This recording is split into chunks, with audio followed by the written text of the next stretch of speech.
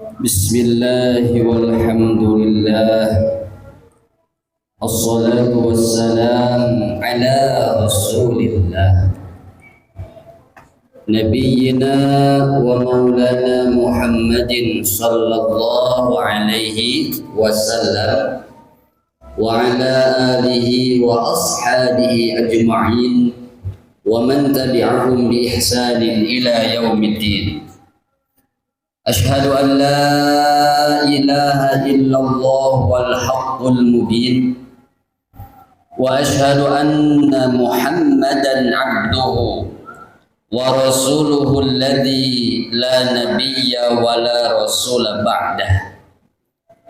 Faya ibadallah usini wa iyyakum bitaqwallah faqad fazal muttaquna fawzan 'azima. Wa qala Allah ta'ala fi kitabihil karim ay kama qala Allah ta'ala fil Qur'anil 'azim a'udzu billahi minasy syaithanir rajim bismillahirrahmanirrahim ya ayyuhalladzina amanu taqullaha haqqa tuqatih wa la tamutunna illa wa antum muslimun. Wa qala aidan ya ayyuhalladzina amanu dzkurullaha dzikran katsira wasabbihuhu bukratan wa asila. Al-ayah. Fa'lamu bi anna Allaha la yanzuru ila ajsamikum wala ila suwarikum walakinna Allaha yanzuru ila qulubikum wa'lamu bi annal jannata u'iddat lil muttaqin. Hadirin sidang Jum'ah yang dirahmati Allah Subhanahu wa taala. Puji syukur kepada Allah yang Maha Ghafur. Salawat juga salam kepada baginda yang mulia Habibana wa Nabiyyana Muhammad sallallahu alaihi wasallam. Kalau seseorang ingin menambah dalam segala sesuatu, misalkan ketika makan ingin nambah makanannya, dalam segala sesuatu ingin bertambah, maka itu artinya dia sudah merasa nikmat. Artinya ketika makan dia nikmat, merasakan lezat ketika makan sehingga ingin nambah lagi. Kenapa bisa lezat nikmat? Sebab hadirnya rasa di dalam makanannya itu. Coba bayangkan kalau kita makan, idamnya ataupun makanannya yang disajikan tidak ada rasa, tidak ada bumbu yang hadir dalam makanan itu, atau diri kitanya yang lagi ada masalah, sakit perut atau pusing atau lain sebagainya, sehingga tidak merasakan adanya kenikmatan di dalam makan. Bahkan ya jangankan kita nambah, yang ada pun bisa jadi tidak habis. Itulah konsep dalam ibadah. Kenapa orang bisa nambah dalam ibadah? Maksudnya ibadah-ibadah yang sunnah. Kenapa orang bisa begitu menikmati ibadahnya sehingga tahajud jangankan 2 rakaat, lebih daripada 8 rakaat pun siap. Duha jangankan 2 rakaat, lebih daripada 2 rakaat pun siap dilakukan. Sedekah jangankan 2.000, 10.000, 50.000, lebih daripada itu pun ketika orang sudah merasakan zauq, adanya rasa nikmat dalam melakukannya, maka dia akan terus nambah. Dia ingin nambah, dia ingin terus bertambah karena sudah merasakan nikmatnya luar biasa. Nah, bisa jadi hadirin rahimakumullah, naudzubillah, bisa jadi kita jangankan nambah dalam ibadah sholat tahajud, melakukannya pun bahkan ada berat hati. Ada 2 sebabnya. Bisa jadi kita belum paham dan belum merasakan nikmatnya bagaimana sujud pada Allah, sujud di hadapan Allah, meneteskan air mata di waktu sujud terakhir, di waktu witir ataupun di waktu tahajud ataupun di waktu salat, Atau jangan-jangan diri kita yang ada masalah, diri kita lagi sakom atau sakit, ada marad di dalam hati kita, dan Allah tambah terus maradnya karena tidak mau insaf. Na'udzubillahi min dzalik. Seperti halnya tadi, ketika makanan yang dirasakan kita ingin nambah terus, ingin merasakan nikmat, maka hadirkan rasa. Sehingga hadirin rahimakumullah, di zaman yang begitu luar biasa saat ini, rasa yang harus kita terus hadirkan dalam ibadah ini harus terus kita latih. Karena bagaimana tidak, kalau dulu kita berbicara sekularisme, liberalisme, pluralisme, dulu hanya sekedar perbincangan semata, dulu hanya sekedar diskusi atau bahkan adanya di buku-buku. Sekarang hal itu sudah masuk jadi bagian kehidupan kita. Na'udzubillahi min dzalik. Sehingga dimensi orang untuk berdua ataupun dengan Allah Subhanahu wa taala untuk menikmati kehusuan salat, otaknya terganggu, pikirannya terganggu, sehingga hambar rasanya, hilang sudah rasa nikmatnya dalam ibadah. Sehingga jangankan untuk nambah, yang sudah ada pun pingin buru-buru, yang sudah ada pun pingin segera selesai, yang sudah ada pun ya Allah terganggu otaknya, tercecer ke sana kemari. Na'udzubillahi min dzalik. Hadirin rahimakumullah. Ditambah dengan dekadensi moral, turunnya, merosotnya nilai moral pada saat ini. Bapak lihat berita di TV setiap pagi. Na'udzubillahi min dzalik, Pak. Bagaimana seorang ayah bisa menghamili, mohon maaf, anak tirinya. Bagaimana seorang cucu bisa membunuh neneknya. Bagaimana seorang orang tua bisa menyiksa itu anaknya. Dan ini hadir saat ini. Kalau kita lihat, Pak, kita lihat data-data tingkat permintaan nikah di bawah usia, apalagi untuk kabupaten, itu semakin tinggi.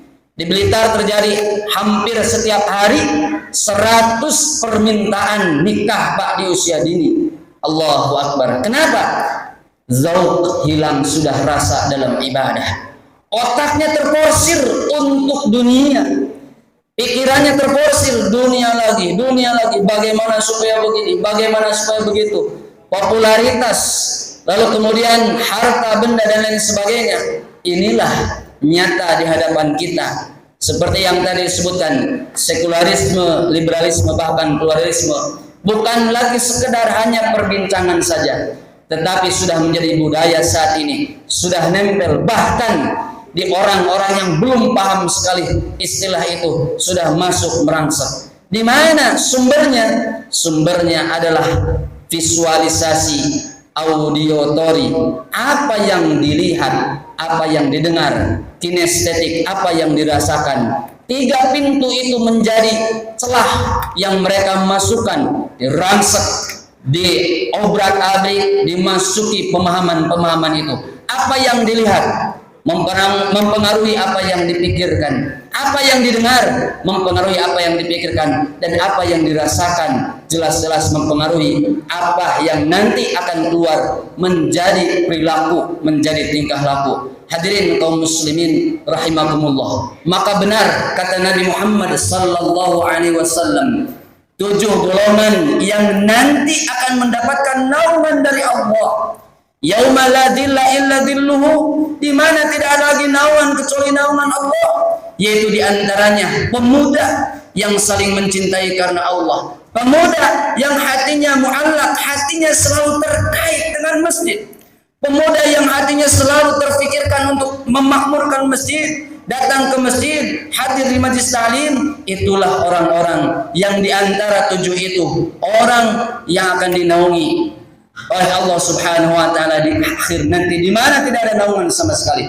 Dan dari yang ke-7 itu yang terakhir, seseorang yang di waktu sahur dia berdoa pada Allah, menundukkan kepalanya pada Allah, berdoa memohon ampunan kepada Allah, berderai air mata, merasakan dosa-dosanya. Inilah kalau sudah pakai dzauq, kalau sudah pakai rasa, sehingga ibadah tidak sekedar ibadah. Ibadah tidak hanya sekedar menggugurkan ritualitas saja, Tidak hanya sekedar menggugurkan kewajiban, sudah sholat Jumat beres, sudah sholat zuhur beres, sudah, tetapi hadir di sana rasa. Sehingga bagaimana Nabi Muhammad SAW ketika ditanya Sayyidah Aisyah bagaimana sholat Rasul, jangan ditanya sholat Rasul, kakinya bengkak, matanya merah, saking lamanya sholat Rasul, saking luar biasanya sholat Rasul. Kenapa? Rasul sholatnya memakai rasa. Maka kita pun zikir kita jangan cuma di lisan, tembuskan ke dalam hati, pakai rasa. Kita merasakan, kita rumasa bahasa Sundanya, rumasa bahwa kita benar-benar dhaifah. Ya Rabb, kami dhaif ya Allah. Memang banyak ujian dalam diri kita, tapi ada Allah yang maha segalanya. Ya Rahman, Ya Rahim, Ya Aziz, Ya Karim, Ya Fatah, Ya Alim. Allah yang maha kaya, Allah yang maha tinggi. Pakailah rasa dalam diri kita sehingga mengucapkan dalam mulut kita La ilaha illallah Muhammadur Rasulullah benar-benar tembus ke dalam hati, menggetarkan hati kita.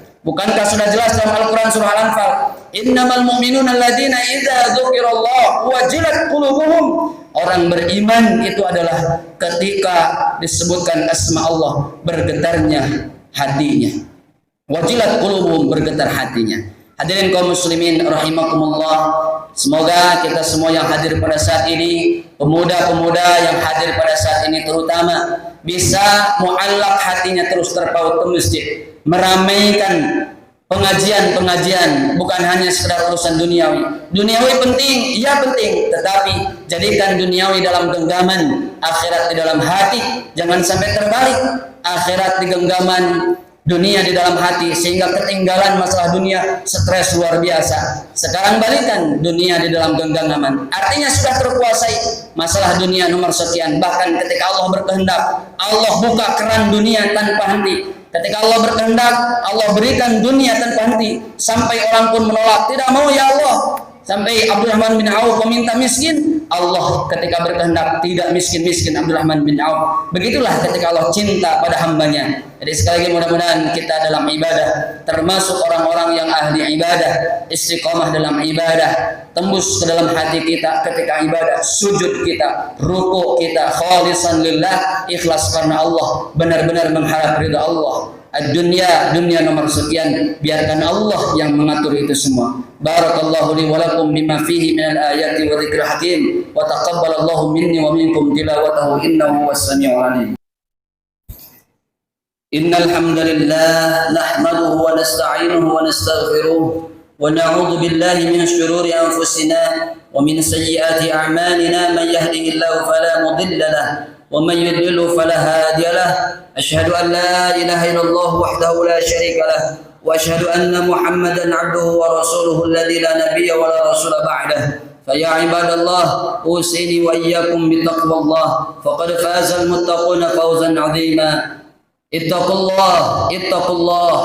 الله لعلكم ترحمون اتقوا الله ومن يتق الله يجعل له مخرجا ويرزقه من حيث لا يحتسب. Hadirin sidang Jumat yang dimuliakan Allah, kesimpulan dari khutbah yang pertama bahwa ketika kita ingin nikmat dalam ibadah sehingga ada perasaan pingin nambah, tidak kita merasa puas dengan ibadah yang kita lakukan. Sedekah sudah kita lakukan, pingin lagi dalam hati. Ibadah sholat sudah kita lakukan, pingin lagi.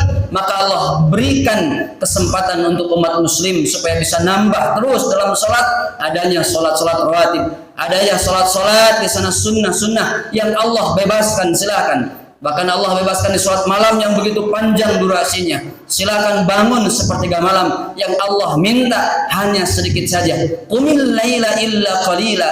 Tetapi kalau kita tidak pakai rasa, tidak pakai zauq, tidak pakai benar-benar rasa dalam diri kita, maka yang sedikit pun akan terasa lama. Maka hadirkan rasa dalam diri kita. Mendidik anak, hadirkan rasa. Dalam belajar apapun itu, hadirkan rasa. Sekali lagi kepada para pemuda yang menjadi penerus tonggak estafet pemerintahan, estafet para ulama, estafet seluruhnya, maka di sini hadirkan rasa dalam ibadah, hadirkan perasaan bahwa kita butuh akan ibadah, butuh pertolongan Allah Subhanahu wa taala. Innallaha wa malaikatahu yusholluna 'alan nabi ya ayyuhalladzina amanu shallu 'alaihi wa sallimu taslima. Alhamdulillahi hamdan yuwafi ni'amahu wa yukafi'u mazidah. Ya Rabbana lakal hamdu kama yanbaghi li jalali wajhikal karim wa 'azimi sultanik. Allahumma inna nas'aluka salamatan fid din وعافية في الجسد وزيادة في العلم وبركة في الرزق وتوبة قبل الموت ورحمة عند الموت ومغفرة بعد الموت. اللهم هون علينا في سكرات الموت والنجاة من النار والعفو عند الحساب. اللهم اغفر للمؤمنين والمؤمنات والمسلمين والمسلمات الأحياء منهم والأموات إنك سميع قريب مجيب الدعوات ويا قاضي الحاجات. ربنا آتنا في الدنيا حسنة وفي الآخرة حسنة وقنا عذاب النار. سبحان ربك رب العزة عما يصفون وسلام على المرسلين والحمد لله رب العالمين. عباد الله إن الله يأمرون بالعدل والإحسان وإيتاء ذي القربى وينهى عن الفحشاء والمنكر والبغي يعظكم لعلكم تذكرون ولذكر الله أكبر. أقم الصلاة.